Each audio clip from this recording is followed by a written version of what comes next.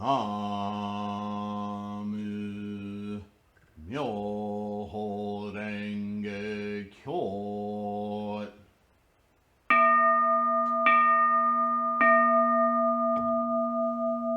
나무 묘호랭개교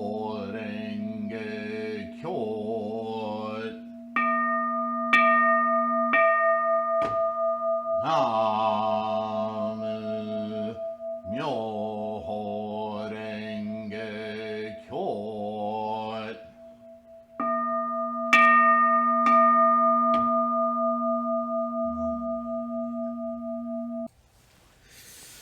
Hello, everyone. I hope this podcast finds you in good health and secure. Namo Myo Renge Kyo. Thank you for being here, supporting this channel and this huge resource. Got yet another. I get these emails from time to time, and it obviates the point that people will just randomly, as you like and subscribe. This channel will come up in the search results in YouTube, and new people will come to us and just randomly select a video. Well, we're going to be over 1,000 videos by the end of the year, so it's like walking into the middle of a conversation, right? And there's a lot of misunderstandings, and this is human behavior. We make assumptions and judgments based on very little information when we really aren't taught in school or in culture to take our time to digest more, to research a little more before we offer such a, this or that opinion. So I understand it's frustrating, and I've made a handful of videos on this channel about how to use this channel, how to search, how to use the playlist, so on and so forth, as well as the threefoldlotus.com static website, which is all free, the bookstore, of course, and the mandala store. And I think what I'll do, because I've been thinking of I've done this before, but doing a facelift on this channel for 2023. But it is December 2022, so I think I'll start implementing some changes. And the thing that came to mind from this last email that I had, boy, did this guy go off. Thank you for emailing me, by the way, if you're watching. That in the description box, I've started putting links to other things in there, but I think the most important thing, should I put it in the description or a pinned comment? I've seen YouTubers do it in different ways. I think I'll put it in the description because it's that important. A how to use this resource link right there in the description, so that you can, or anyone coming here, can have at least the inkling, the opportunity to go to one of those videos. I'll pick one. Because it's important. People will come, and I'm sitting here, I'm talking about the Diamond Sutra right now.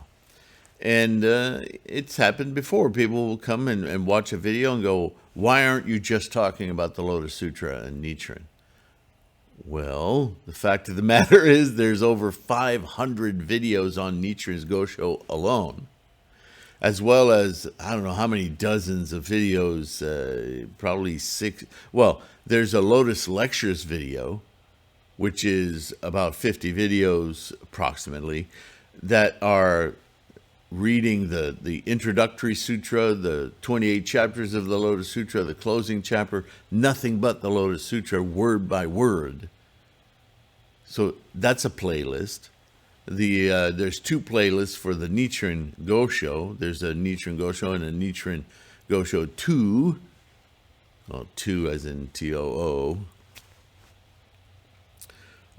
So that's over 500 videos on that. There are videos like these videos that I'm doing on the Diamond Sutra. They are a playlist of the Diamond Sutra. So it's really valuable to take a look at the playlist. Even just looking at the playlist will give you the idea that I do more And everything that we study on this channel, that I discuss on this channel, is from the point of view of the Lotus Sutra. I say this all the time, but if you're new or you just run into a video where that's not specifically called out, you're certainly unaware, and that might stop you, and I don't want that to stop you. And as long as I'm on that point, please understand, we are all Nichiren. We are all Nichiren. Why do I say that? Because Nichiren is our mentor. He's our modern day master. He's the one we're emulating, because he is the teacher of Mappo, this 10,000 year period after the 2,500 years after Shakyamuni's extinction. Yeah. And so if you look at, or if you read Nichiren's Gosho, or follow the playlist, as I've already indicated, it becomes very obvious very quickly that Nichiren is not boxed in by the Lotus Sutra. Yes, his doctrine is about the Lotus Sutra, but as he writes letters and dialogues with his immediate followers, his extended followers, and even the shogunate and the government, people who aren't practicing Lotus Sutra Buddhism, there's a lot of Gosho about that, yeah? He cites examples from folklore, from ancient Chinese tales, from a plethora of earlier sutras, and earlier teachers, and teachers he's all over the map of Shakyamuni's scholarship, Shakyamuni's teachings, yeah? And so he's my mentor. He's my exemplar, our exemplar, right? And how off the mark could we be if we emulate his doctrine, his way of teaching, his all-inclusive scholarship? All of it serves the statements made repeatedly in the Lotus Sutra, that the Lotus Sutra is the culminating teaching. But just like anything else we human beings, we sentient minds learn, right? We learn by chunks, by assembling, and with that knowledge, with that basic knowledge, evolve our thinking and our capacity to understand until we arrive at Namo Myo Renge Kyo. You may start at Namo Myo Renge Kyo. Excellent. But your confidence, your resolve, which is the main point Nichiren makes about practicing Shakyamuni's Buddhism, as well as Shakyamuni himself, is you must maintain that mind of resolve. Otherwise, you might as well chew gum and sing a song. It's about your attitude and your intent. Do you want to awaken your Buddha nature? Or are you just playing a game? This can happen. We humans get bored very easily. Especially if we run into an obstacle. Screw this. Right? That's what we do. And so, as with Nichiren as my example, I do these videos, post these documents, and make available books on all of the scholarship of Buddhism, because I don't know what particular thing you don't know what particular thing I need to hear that, oh, now I get it. How many times in life do we confront information constantly, or even just not even realize we're getting new information until something clicks? Oh, that's what that meant. Oh, God, what an idiot. I should have seen that. It was right in my face. But we're all different. We all need different little light switches to go off, right? And obviously, as Nichiren taught, this is what he was doing. Nichiren was constantly, if you want, holding up mirrors to people, saying, look, Nembutsu, look, let me quote from all over the place. Let me quote from your own writings. You see where you're making a mistake? Do you see the correct way to practice, the correct path, the goal? This is a paraphrasing, or not a paraphrasing, a way of understanding Nichiren. And we're all in the same boat. So we're all emulating Nichiren, practicing as Nichiren said later in his teaching life, that he was finally living every moment of the day in Myoho Renge-kyo. Isn't that what we want?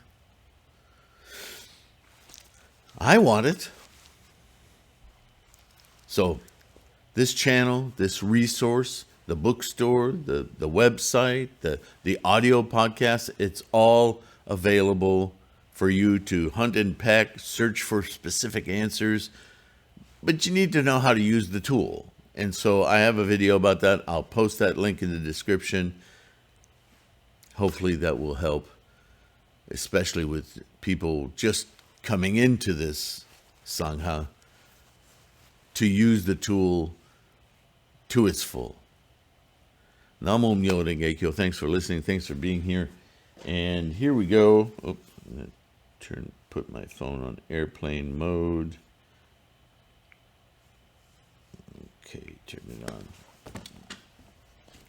And we'll continue a little further with the Diamond Sutra, a sutra which obviates certain things that as Lotus Sutra practitioners, we can see the consistency of Shakyamuni's teachings, obviously culminating in the Lotus Sutra. And now we're on part 13. This having been said, the Venerable Subhuti asked, so this is a conversation between Subhuti and Buddha, or Shakyamuni, yeah? So he asked, Bhagavan, what is the name of this Dharma teaching and how should we remember it? Well, you and I know. We know the answer to that. But this is long prior, right? This is part of the Perfection of Wisdom group of sutras, teachings, right? So think 1st century, 2nd century, Nagarjuna, Vasubhandhu, that time period, even before the turn of the century, some of these. But this is a part of the Perfection of Wisdom sutras. This is early Mahayana. The Buddha told the Venerable Subhuti, quote, the name of this Dharma teaching, Subhuti, is the Perfection of Wisdom. Ta-da! You don't have to take my word for it.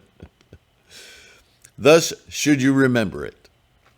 And how so, Subhuti? What the Tathagata says is the perfection of wisdom. The Tathagata says is no perfection. Thus, it is called the perfection of wisdom. So once again, pointing out, as I always do, Buddhism is about the mind. So this perfection isn't perfection as in Tathagatahood. It's perfection of wisdom, the knowledge, the mind of perception, grasping this Dharma. When the Dharma is grasped, we are in Buddha-ness. We don't need perfection of wisdom. We're in what the perfection of wisdom provides a door to, an opening to.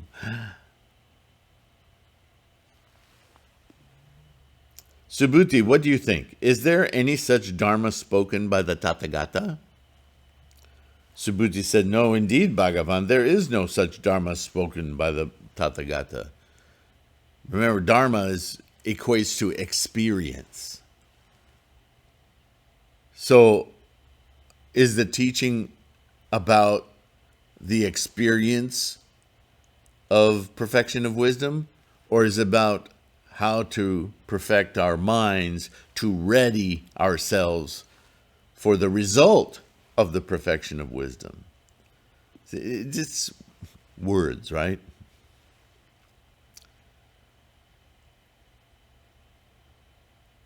The Buddha said, Subhuti, what do you think? Are all the specks of dust in the billion world system of a universe many?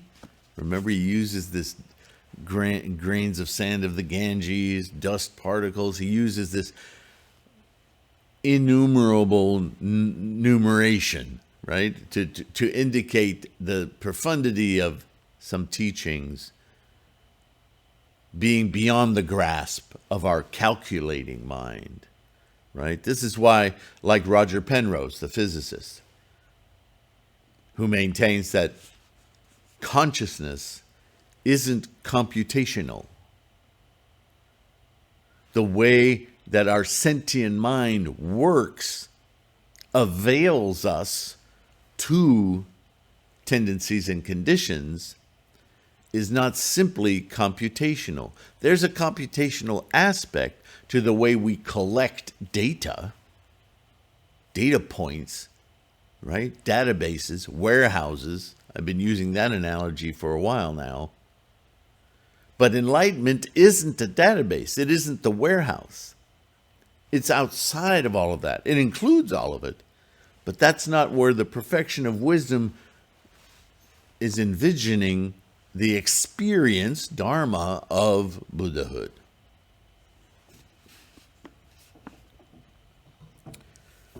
Subhuti says, well, many, Bhagavan. The specks of dust are many, Sugata. And how so? Because, Bhagavan, what the Tathagata says is a speck of dust, Bhagavan. The Tathagata says is no speck. So this is that language barrier thing, right? That the collection of all the sands of the Ganges isn't about collecting all the sands of the Ganges. It's an indication of how innumerable, immeasurable, unfathomable the contents of this enlightenment, this experience of Buddhahood can't be calculated.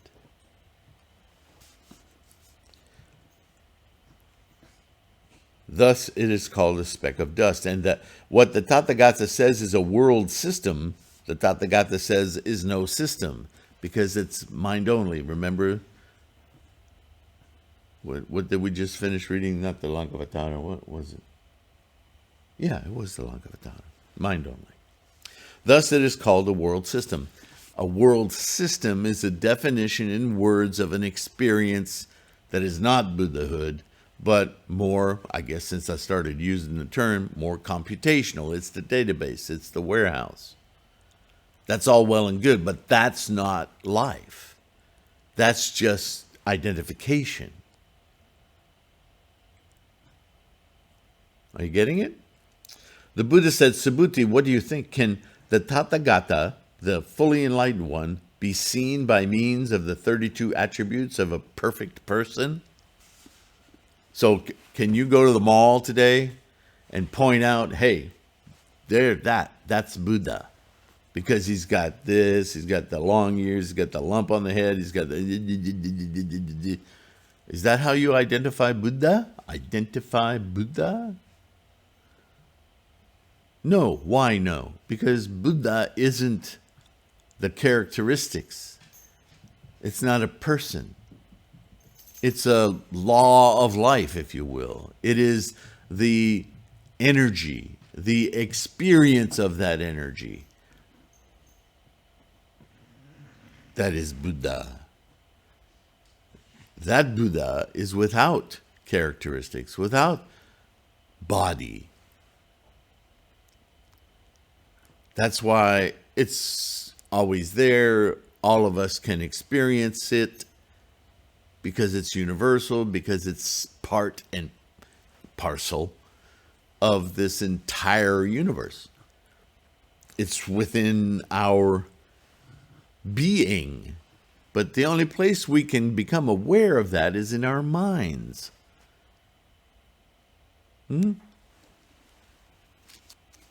Subhuti said, no, indeed, Bhagavan, the Tathagata, the fully enlightened one, cannot be seen by means of the 32 attributes of a perfect person. The Buddha said, furthermore, Subhuti, if a man or woman renounce their self-existence every day as many times as there are grains of sand in the Ganges, and renounce their self-existence in this manner for as many kalpas as there are grains of sand in the Ganges, and someone grasps but one 4-line gatha of this Dharma teaching, and made it known and explained it to others, the body of merit produced as a result would be immeasurably, infinitely greater. So you can spend, in other words, your entire lifetime immolating yourself, like every religion on earth does. In one way or another, religions tell you, well, you're just, you're flawed, or you're a sinner, or you're just, your worth is being questioned.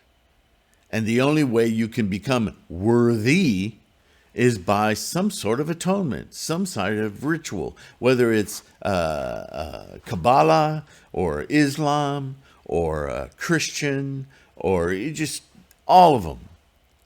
There's some kind of a plea to stop being such a loathsome thing so that you can attain and be with after you die, because nobody can question what happens after you die because nobody knows. Nobody's been back.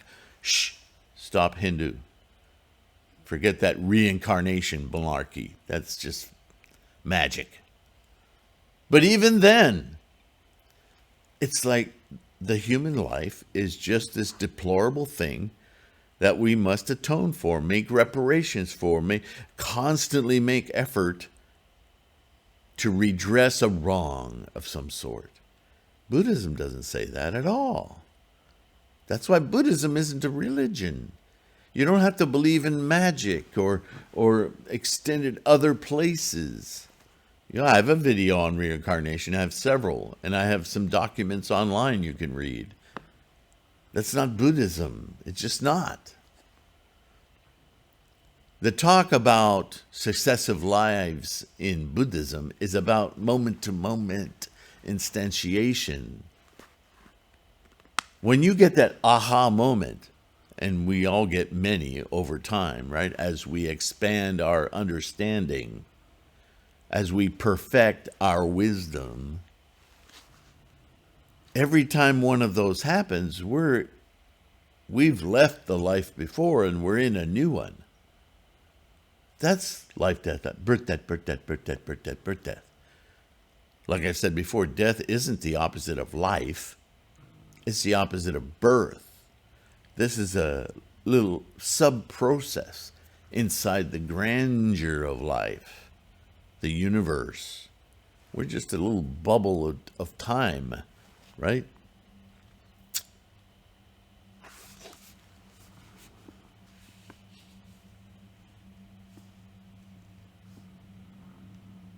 So, yeah, you could spend your whole life immolating yourself, getting rid of your idea of self, right? Like the Hinayanists, like the early Buddhists, trying to show, and we've talked about it, get rid of all desire, get rid of all attachments, physically. Go hide in a box. Never see the opposite sex. Kill your desire for Lay's potato chips and intimacy with another human and all of that. We can do all those. Those are privations, right? We read about them all the time. But that's not why Shakyamuni taught in that way early on. What he was trying to demonstrate to people was what their mind was doing. It's not that sex is a bad thing. You don't have to get rid of sexual relations. Hell, Nietzsche suggested that when you bed with your wife tonight, when you're talking to either Shijo Kingo or one of his strong followers, have some wine, go to bed, make love to your wife, and see if the two of you can chant Namo Myoho Renge Kyo as you're in the act of intimacy, as you're having sex. Nietzsche says this, yeah? Why do you think he would say something like that? This is in the context of the way Nichiren was trying to make the same point. Some people call it a specific teaching of earthly desires are enlightenment, but that's bad wordplay. What Nichiren, and just like Shakyamuni, was trying to point out, that it's not the act that's problematic. It's your constant festering imagination about that as a goal, a thing to own, a thing to have, a definition of what you are. In samsara, it certainly is. That's a huge motivation, right? The word progeny comes to mind. Bear me a son to take over my To a woman, I just want to use this mechanism I have I want to make a human. Oh my God. Could you imagine as a man? I can't. I think as a man, I think that, oh man, we would abuse that. We get into competitions. I can make more than you can. And maybe you ladies, maybe that's part of it too. I don't know. But maleness, femaleness, I mean, a lot of world history is based on the jealousy of man, of the incredible nature of a woman who can spew another human being from within her body. How do I compete with that? Every man says. Oh, I can compete with that by creating nations of power and show my strength. Yeah, woman, can you do this? One of my favorite authors and thinkers is Camille Paglia. And she has a book.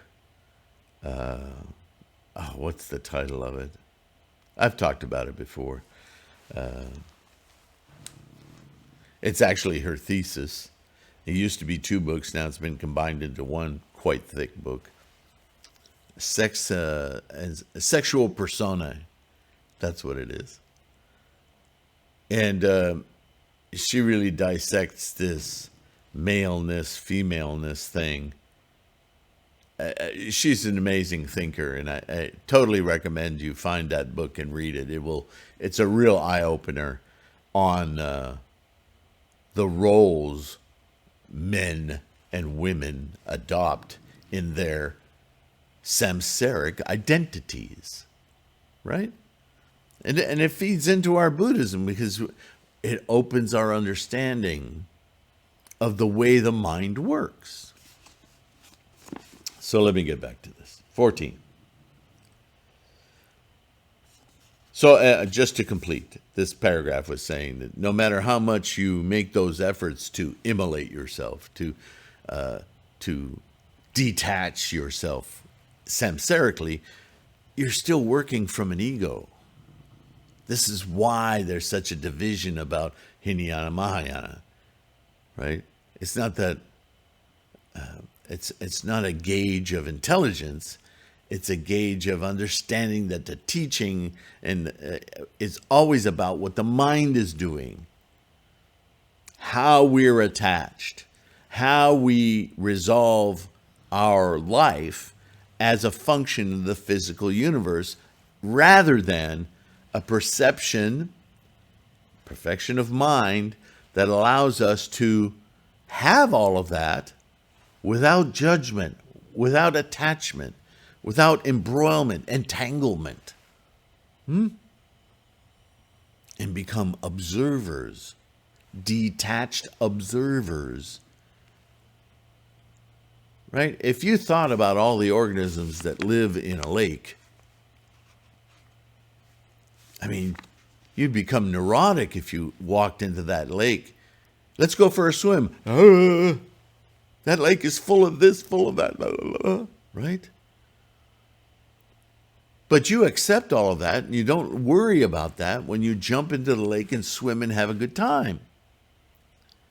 I'm not saying being reckless. I'm just making a loose analogy That life should be that way. We should be swimming through this glorious moment-to-moment manifestation of every tendency and condition that we can experience in a life-affirming way with one another, beatific. Or do we choose neurosis? See life as a bunch of borders we can't cross. Because.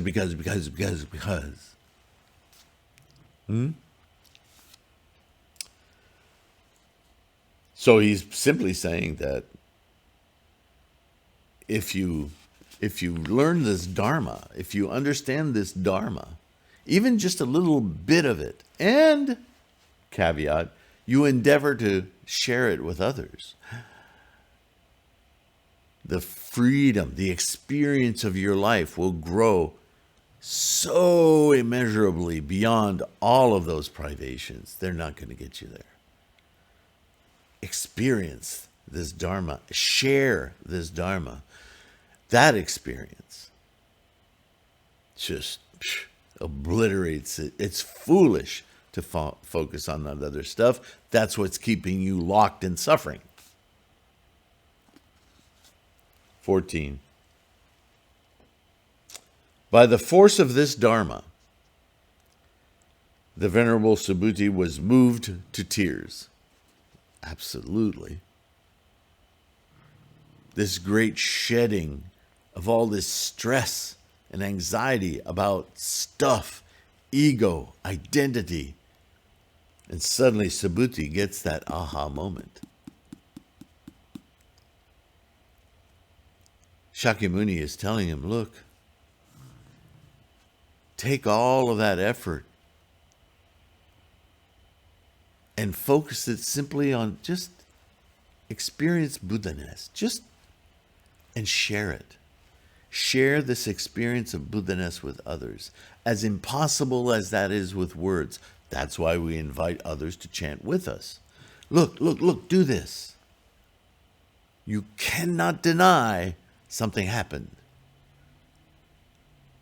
Let's do this some more. Namo Myoho Renge Kyo. It's not magic. You're just unlocking something that you've been squelching all this time. It's already there. You know it's there because when you turn and you look, everything's different. Everything's different because you've unlocked it to be free of you, around you, not happening to you, happening for you. Even those words, they sound crazy until you experience it. So let's do. And Subhuti is just like overwhelmed. I get it. Oh my goodness, I get it. Right? Wiping his eyes, he says to Shakyamuni, how remarkable. Yeah.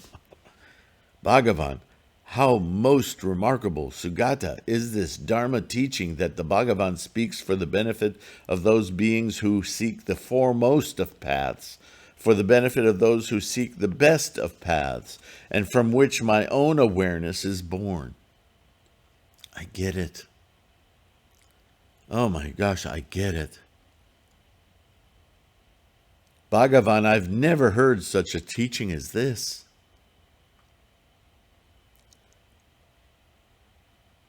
They shall be the most remarkably rewarded of bodhisattvas, Bhagavan, who hear what is said in this sutra and give birth to the perception of its truth. Again, listen to those words, give birth to. See, you got to unlock yourself from physical birth here. In the discussions of Buddhism, birth is a moment. It's not a womb. It's not a crying child. Birth is a moment. The pregnant mind giving birth to a thought. That's what the Nidana is. Shakyamuni has been talking about this since day one. But, we're samsaric beings. So the way we hear it which is what I was going to point out in the earlier sentence when he says to Buddha, I've never heard such a teaching as this, right? It's not that the teaching wasn't there before, it's just that he didn't hear it. He didn't allow his samsaric mind, his warehouse, to accept that there's blue sky out there.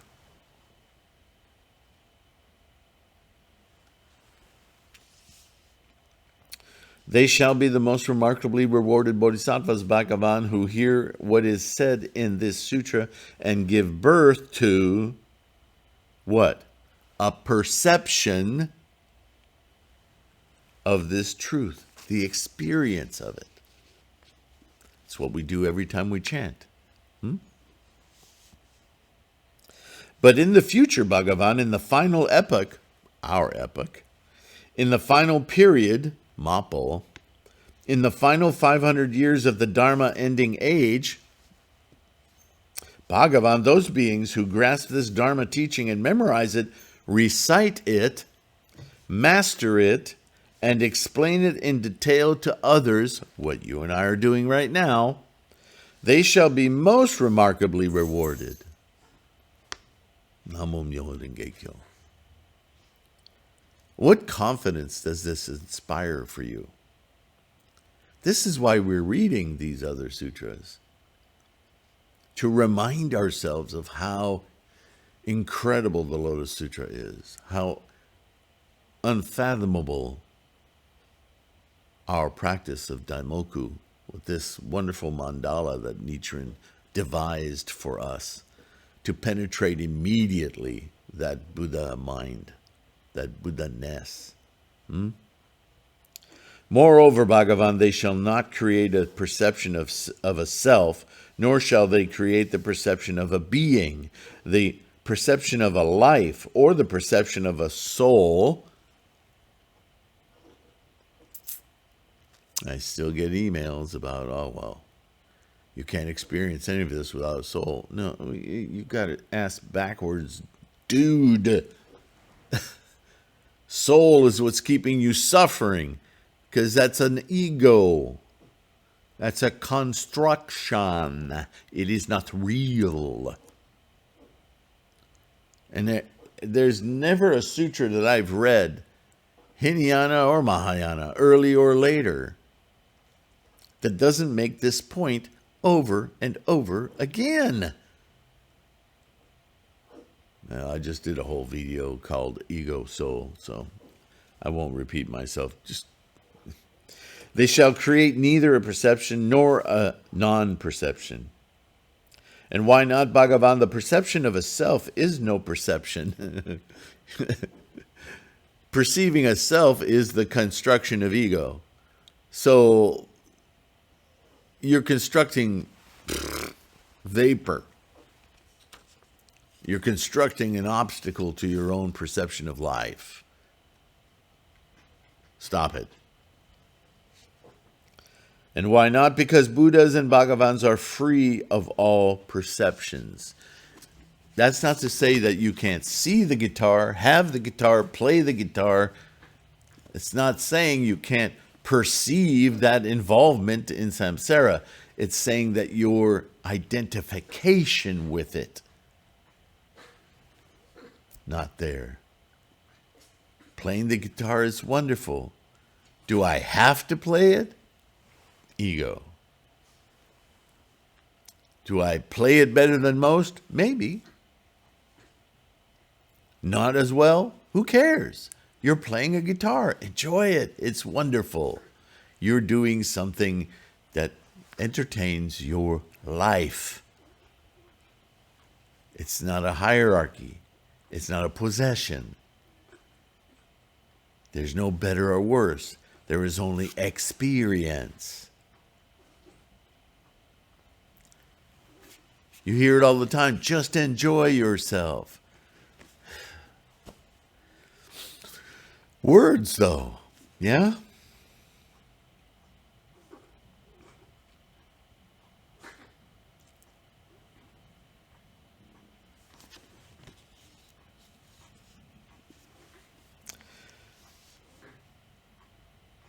This having been said, the Buddha told the Venerable Subhuti, "So it is, Subhuti. So it is. You got it. Right on the nose. Good job. Those beings shall be most remarkably rewarded." He's talking about us.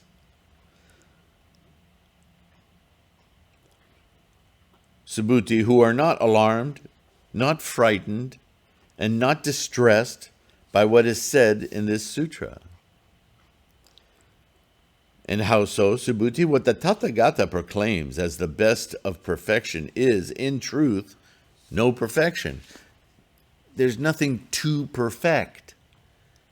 Everything is perfect. Everything is as it is, when it is, now, to be experienced fully. This is the goal of Buddhism. Period. Oh, period. As though it's like, just do it. Well, yeah, just do it. Chant. Amo Myo Renge-kyo. Moreover, Subhuti, what the Tathagata proclaims as the best of perfections is also proclaimed by countless Buddhas and Bhagavans. Thus is it called the best of perfections.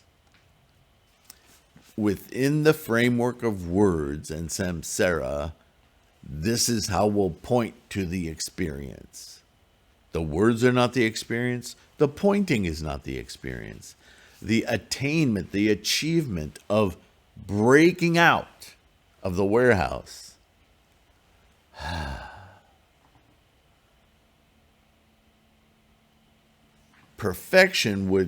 The word perfection is attached to the warehouse. So the perfection of getting out of the warehouse is no perfection. No perfection is required. Do you see?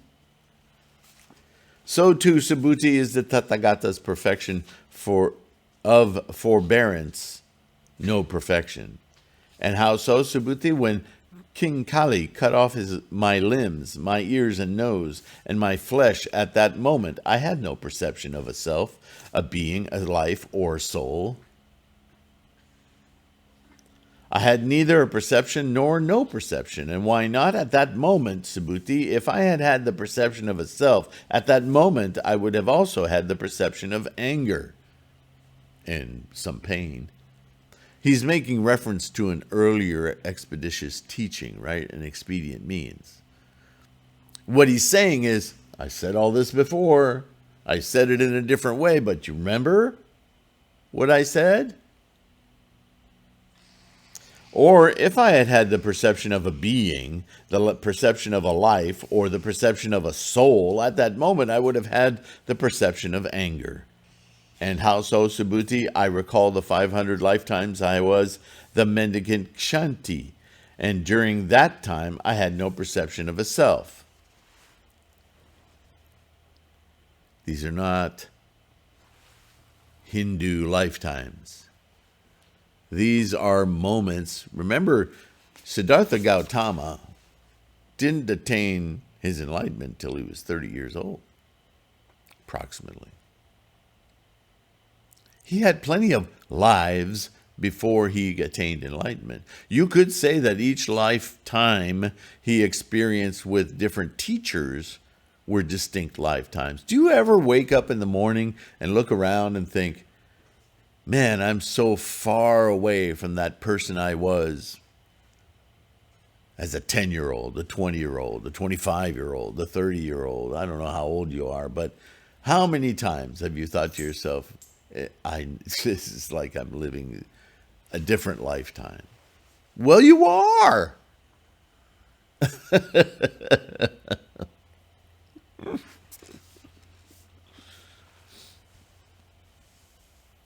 Therefore, Subhuti, fearless bodhisattvas should get rid of all perceptions in giving birth to the thought of unexcelled perfect enlightenment. What?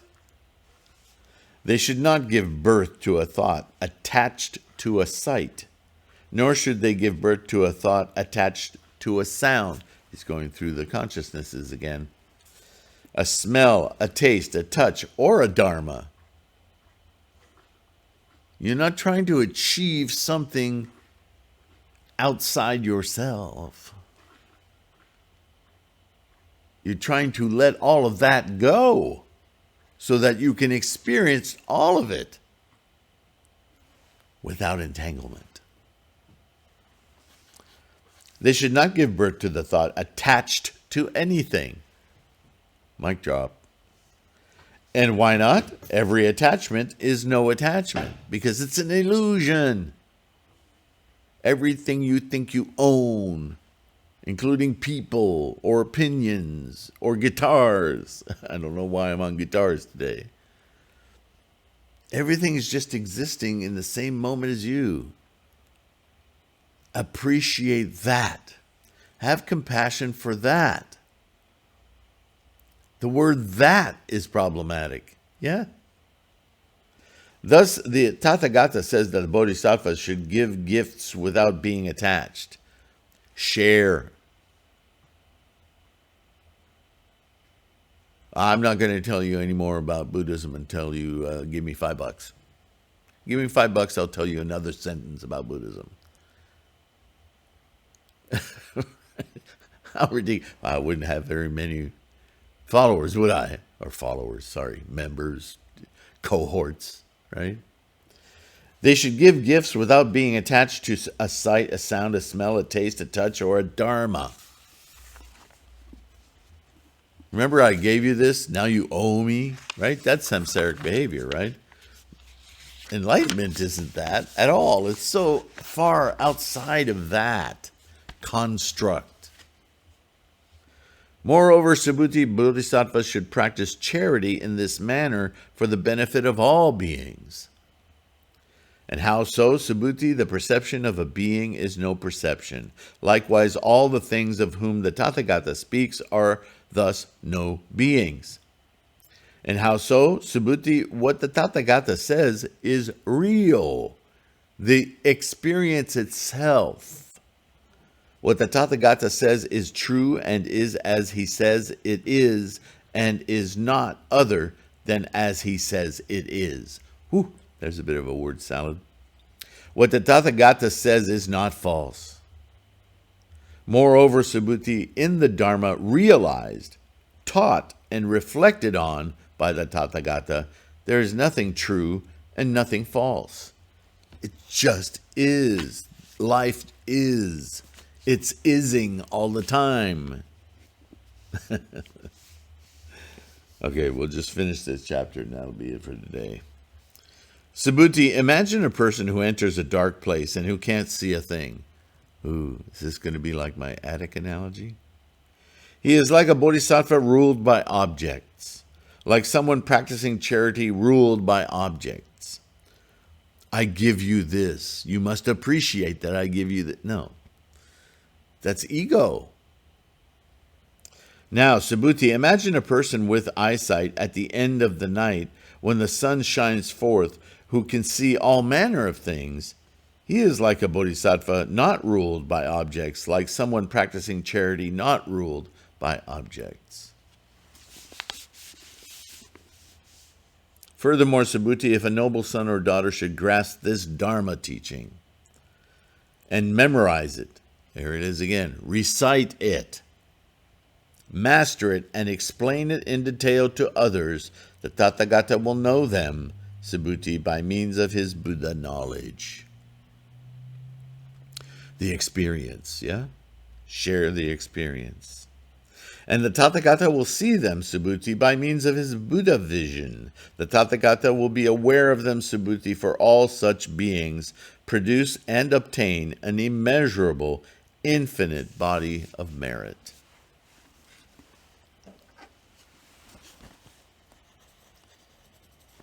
It's interesting how many different ways he says the same thing about the experience of Buddha-ness.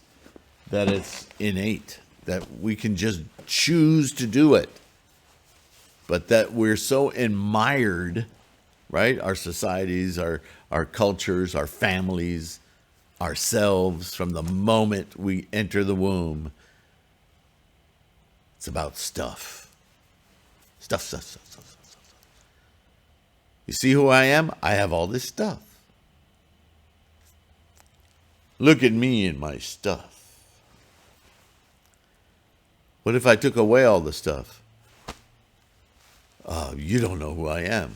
Why don't I know who you are? Because I don't have any stuff to be reflected in. I mean, that's how human beings generally live.